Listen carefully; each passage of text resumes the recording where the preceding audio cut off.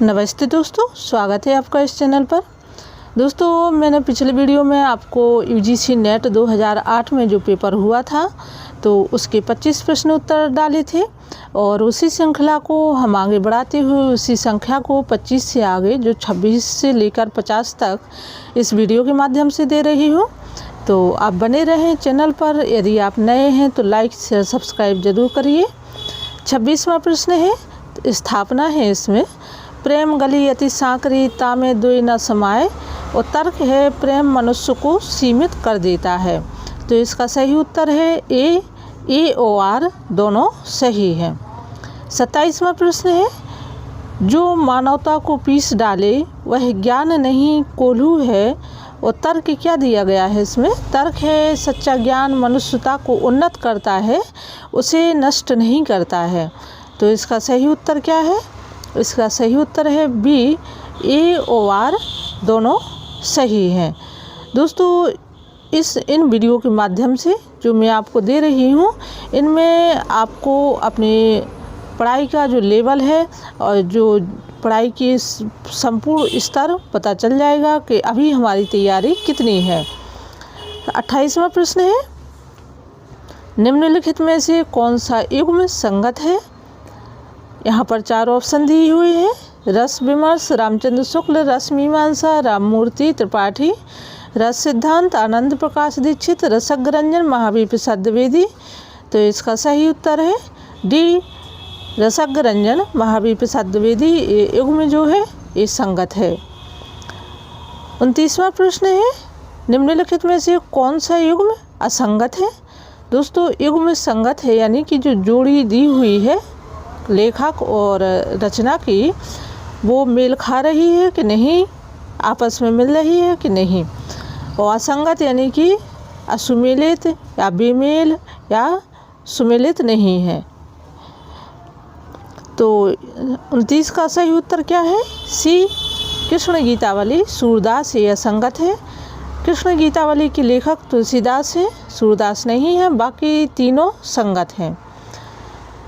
30वां प्रश्न है, निम्नलिखित में से कौन सा युग्म असंगत है? माधवी दूधनाथ सिंह, द्रौपदी सुरेंद्र वर्मा, उत्तर प्रियदर्शी अज्ञेय और मृदुला गर्ग एक और अजनबी। तो यहाँ पर ये तीनों जो हैं बी सी डी ये संगत है। द्रौपदी की लेखक सुरेंद्र वर्मा सही है, उत्तर प्रियदर्शी की लेखक अज्ञेय ये भी सही है, मृदुला गर्ग एक और अजनबी ये भी सही है। यहाँ पे असंगत जो है वो ए माधवी दूधनाथ सिंह ये असंगत है। माधवी के लेखक भीष्म साहिनी है।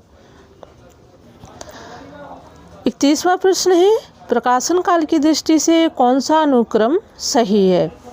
4 ऑप्शन दिए हुए हैं और आपको भी ये बताना है। और देखिए, यदि आप लोगों को कभी कभी हमें ऐसा होता है कि हम जब पेपर देते हैं तो हमें रचनाओं का जो कई रचनाएं हैं जिनका प्रकाशन सन है, उनकी समय वो हमें याद नहीं रहता। तो कहीं ना कहीं आप लोग इनको युगों से भी जोड़ करके चलें कि कौन सी किस युग की रचनाएं हैं और किस युग की, चाहे वो पत्रिकाएँ हो या रचनाएँ हो। तो 31 का सही उत्तर सी है। 32वां प्रश्न है, कालक्रम की दृष्टि से निम्नलिखित कहानियों का सही अनुक्रम क्या है? यहाँ पर कहानियाँ दी हुई हैं ABCD और आपको बताना है कि इनका सही अनुक्रम क्या है। तो वही मैं बता रही थी कि आप लोग को यदि सन ना भी याद हो तो हमें क्या करना, फिर इसके बाद हमें युगों पर जाना। यदि हम युगों से भी हमारा जो है वो सही नहीं आ रहा उत्तर, तो फिर हमें कवियों के जो जन्म समय है उनको देखना है। तो 32 का सही प्रश्न क्या है? बी, सुखमय जीवन, ममता, गूंगे, जिंदगी और जोक, इनका ये अनुक्रम सही है। 33वां प्रश्न है, कालक्रम की दृष्टि से पत्रिकाओं का सही अनुक्रम क्या है? तो इसका सही उत्तर क्या है? डी, आनंद कादम्बिनी, सरस्वती, श्री शारदा, प्रतीक। 34वां प्रश्न है, निम्नलिखित काव्य संग्रहों के प्रकाशन का सही अनुक्रम क्या है? अब देखिए, यहाँ पर 33वें प्रश्न में आनंद कादम्बिनी, भारतेंदु युग, सरस्वती, द्विवेदी युग, श्री शारदा छायावादी युग और प्रतीक प्रयोगवादी। ऐसे हमें कहीं ना कहीं युग से जोड़कर भी रचनाओं को, कविताओं को चलना है। तो 34वां का प्रश्न का सही उत्तर है सी। जो काव्य संग्रह हैं उनका सही है सी, इसका उत्तर सही है। अगला प्रश्न है 35वां, कालक्रम की दृष्टि से यशपाल के निम्नलिखित उपन्यासों का सही अनुक्रम क्या है? तो इसका सही उत्तर है ए, दादा कामरेड देशद्रोही, इसका ये सही उत्तर है। 36वां प्रश्न है, कालक्रम की दृष्टि से निबंध संग्रह का सही अनुक्रम क्या है? यहाँ पर वही आते हैं, हमें सन भी याद करनी होती है सभी रचनाओं की। तो इसका सही उत्तर है 36वें प्रश्न का सी, शिव शंभू की चिट्ठी, रसग्रंजन, श्रृंखला की कड़ियाँ और कल्पलता। देखिए अब यहाँ पर ऐसे हमें जैसे यहीं हम देख ले इसी प्रश्न को, तो इसमें शिव शंभू की चिट्ठी किस युग की है, रसग्रंजन किस युग की है, श्रृंखला की कड़ियाँ और कल्पलता कहीं ना कहीं हमें युगों को देख करके या कवियों की जन्म समय को देख करके किसी न किसी जो तर्कशील बुद्धि को हमें अपनाना है। देखिए हमेशा हार्ड वर्क ही काम नहीं करता है, हमें अपनी स्मार्ट बुद्धि का भी प्रयोग करना अत्यंत आवश्यक होता है, तभी हम ऐसी जो राष्ट्रीय लेवल की परीक्षाएं हैं उनको पास करने में सफल हो पाते हैं। 37वां प्रश्न है, कालक्रम की दृष्टि से आगे की निम्नलिखित काव्य संग्रहों का सही अनुक्रम क्या है? अब यहाँ पर हम देखें तो जैसे आगे की कई रचनाएं हैं, कई उनकी ऐसी रचनाएं हैं, काव्य संग्रह हैं, तो हमें सभी रचनाओं को एक साथ लिख लेना है। फिर उनकी ट्रिक या कोटेशन ऐसे एक एक शब्द लेकर के हमें उनकी ट्रिक के साथ, कोटेशन के साथ याद करेंगे तो हमें वो उसमें ज़्यादा सरलता और सुविधा होगी। तो 37वां का सही उत्तर क्या है? डी, इत्यालम हरी घास पर क्षण भर कितनी नाव में कितनी बार और सागर मुद्रा, इसका अनुक्रम सही है। 38वां प्रश्न है, निम्नलिखित काव्य पंक्तियों को उनकी भाषा के साथ सुमेलित कीजिए। अब यहाँ पर काव्य पंक्तियाँ हैं, जसमती हरिपालिने झुलावे, बी है तेहि अवसर एक तापस आवा, तेज पुंज लघु बयस सुहावा, सी है अतिरंग स्वामी सुमिली रति, बेटी राजा भोज की, और डी है दखन है नगीना, अंगूठी है जग, अंगूठी कु हरकत, नगीना है लग। यहाँ पर दंगल, दखनी, ब्रिज, मैथिली और अवधि दिया गया है, तो इसका सही उत्तर क्या होगा? ए, इसका सही उत्तर है। अगला प्रश्न है 39वां, निम्नलिखित क्रिया रचना को उनके सही भाषा रूप से सुमेलित कीजिए। यहाँ पर भाषाएं दी हुई हैं, आयु, आयल, आवा और आयु, ब्रिज, अवधि, अपभ्रंश, पाली और भोजपुरी। तो इसका सही उत्तर क्या है? 39 का बी। आयु किसकी है? अपभ्रंश की, आयल भोजपुरी, आवा अवधि और आयु ब्रजभाषा। तो देखिए ऐसे सुमेलित वाले जो प्रश्न होते हैं, यदि हमें एक दो ही उसके उत्तर सही आ रहे हैं तो 99% हमारा जो उत्तर है या जो सुमेलित हैं वो हमसे बन ही जाते हैं। 40वां प्रश्न है, निम्नलिखित काव्य ग्रंथों को उनकी रचनाओं के साथ सुमेलित कीजिए। यहाँ पर काव्य ग्रंथ दिए गए हैं, सतरंगी पंखों वाली, अरिमा और सितंबरा। तो इसका सही उत्तर क्या है? बी, सतरंगिनी बच्चन सिंह की लिखी है, सतरंगी पंखों वाली नागार्जुन, अरिमा निराला और सितंबरा की केदारनाथ मिश्र की रचना है। अगला प्रश्न है 41वां, निम्नलिखित पंक्तियों को उनके सही अलंकारों के साथ सुमेलित कीजिए। अब दोस्तों यहाँ पर हमें देखिए व्याकरण भी पूरी देखनी है। अब तो जब से सिलेबस चेंज हुआ है तो लगभग पूरी व्याकरण ही उन्होंने नेट के सिलेबस में रख दी है। तो आप लोगों को व्याकरण की वीडियो भी मिलेंगे। यहाँ पर विकल्प दिए हैं, मुख नहीं चंद्रमा, मुख तो चंद्र ही है, मुख देखकर चंद्र का आभास हुआ और मुख है कि चांद है। इसका सही उत्तर क्या होगा 41 का सी, मुख नहीं चंद्रमा है। तो यहाँ तो देखिए स्वाभाविक है कि अपन होती अलंकार आएगा, क्योंकि देखिए जहाँ पर नहीं ना नकारात्मक वाक्य आए तो वहाँ अपन होती है। मुख तो चंद्र ही है, यहाँ पर मुख की तुलना चंद्रमा से की गई तो रूपक है। मुख को देखकर चांद का आभास हुआ तो यहाँ भ्रांतिमान है, यानी कि कोई अभी तय नहीं है कि मुख को देखकर चांद का आभास हुआ। अगला प्रश्न है 42वां, इन उपन्यासों को उनके लेखकों के साथ सुमेलित कीजिए। जो उपन्यास हैं और लेखक हैं, तो इसका सही उत्तर है ए तमस भीष्म साहिनी, पीली आंधी प्रभा के खेतान। यही पीली और प्रभा दोनों एक ही शब्द से आ रहे। अंधेरे बंद कमरे मोहन राकेश और नीला चांद शिव प्रसाद सिंह। नीला शिव जी कैसे थे, नीले ही थे ना, तो ऐसे हमें कुछ ना कुछ उनकी जो सिमिलरिटी है वो मिला करके हमें याद करना है। कभी भी आप लोग बिल्कुल सीधे एक ही चाल पर अपनी तैयारी मत करिए। आप कमेंट बॉक्स में लिख सकते हैं जो भी आपकी प्रॉब्लम हो, जहाँ तक होगा मैं सॉल्व करूँगी।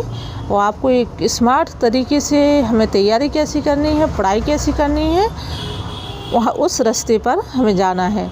अगला प्रश्न है 43, निम्नलिखित पंक्तियों को उनके सही कवियों के साथ सुमेलित कीजिए। द्रुत झरो जगत के जीर्ण पत्र, यह तीसरा आदमी कौन है, मेरे देश की संसद मौन है, तोड़ने ही होंगे मठ और गढ़ सब, आ गए प्रियम्बत केस कंपली गुपा गे। तो इसका डी सही उत्तर है। और दोस्तों ये पंक्तियां हैं मोस्ट इम्पॉर्टेंट हैं, तो आप लोग इनको देख लीजिए। 44वां प्रश्न है, निम्नलिखित शब्दों को उनके संधि के नाम के साथ सुमेलित कीजिए। अब देखिए यहाँ पर अलंकार आ चुके, संधि आ गई। निरोग, दीर्घाकार, सदाचार और प्रतीक। देखिए सभी जो हैं ये सरल हैं, कोई कठिन नहीं है। इसका सही उत्तर है बी। निरोग में कौन सी संधि आएगी, जब हम इनका विच्छेद करते हैं तब हमें संधि का पता चलता है। तो निह प्लस रोग, यानी कि नी के आगे विसर्ग दो बिंदियाँ आ रही हैं। दीर्घाकार, तो देखिए इसमें बड़ा आ का उच्चारण है। सदाचार, इसमें भी बड़ा आ का उच्चारण है। और प्रत्येक इसमें ए। तो ऐसे हमें यदि आप लोगों को संधि पढ़नी है तो बताइए। 45वां प्रश्न है, निम्नलिखित काव्य लक्षणों को उनके आचार्यों के सही नामों के साथ सुमेलित कीजिए। और यहाँ पर दिए हैं शब्दार्थो सहितम काव्यम, तो इसके लेखक भामह हैं। तद दोषो शब्दार्थो सगुणा बलंकृति पुनः क्वापी, तो इसके मम्मट हैं इसके लेखक। वाक्यम रसात्मकम काव्यम, तो इसके लेखक कौन है ये आपको भी बताना है, मैं तो बताऊंगी ही। और रमणीयार्थ प्रतिपादका शब्दः काव्यम, पंडित जगन्नाथ। वाक्यम रसात्मकम काव्यम के कौन है, तो इसके विश्वनाथ। दोस्तों ये जो हमारे संस्कृत के आचार्य हैं, एक वीडियो में मैं इनकी जितनी भी पंक्तियां हैं वो आप लोगों को दूंगी। अब देखिए तो उसमें ज़्यादा सुविधा होगी। अब आगे आ रहा हमारा, मैं तो आपको पूरा ही प्रश्न दे रही हूँ। यहाँ पर ये गद्यांश भी है, अवतरण है। प्रश्न 46 से 50 तक गद्य अवतरण को ध्यानपूर्वक पढ़ें। उससे संबंधित प्रश्नों को उत्तरों के दिए हुए बहु विकल्पों में से सही विकल्प का चुनाव करें। ये आप लोग पॉज करके पढ़ लीजिए और ये आपके लिए काफ़ी हेल्पफुल रहेगा। और कभी कभी ऐसा होता है कि हमें तर्क स्थापना के प्रश्न भी इन्हीं के माध्यम से कभी कभी हमारे आ जाते हैं। तो यहाँ भी ये दिया हुआ है। और देखिए हम हिंदी का जितना ज़्यादा से ज़्यादा अध्ययन कर सकें तो हमें करना चाहिए। और इसमें तो सभी स्टूडेंट के लिए जो NTA नेट के हैं, सेट के हैं या किसी भी स्टेट लेवल के स्टूडेंट हैं, यदि आप लोगों की पढ़ाई में रुझान है, रुचि है, तो आप लोग उसमें खो जाइए, मेरा तो ये मानना है। और जब हम किसी चीज़ की चाह रखते हैं और हम उसमें खोते हैं तो उसका मज़ा ही कुछ और होता है। तो चलिए अब देखते हैं अपने 46वां प्रश्न कौन सा है। कर्म क्षेत्र का सौंदर्य किसमें है, ये प्रश्न है और हमें इसी गद्यांश अवतरण में से देखना है। तो इसका सही उत्तर है विरोधी भावों के सामंजस्य में है। कर्म क्षेत्र का सौंदर्य किसमें, विरोधी भावों के सामंजस्य में। जब कहीं ना कहीं हमारे प्रतिकूल कोई वातावरण या ऐसा व्यवहार मिलता है और उसमें जब हम सामंजस्य कर लेते हैं, एडजस्टमेंट करते हैं, तो वो कर्म क्षेत्र का सौंदर्य कहलाता है। 47वां है सूत्रधारी के संस्कृत बोलने पर क्या प्रतिष्ठित होता है, तो इसका उत्तर दिया है उसी में। 48वां प्रश्न है विध्वंस और अत्याचार के सहगामी भाव क्या हो सकते हैं, क्या दिया गया है प्रश्न।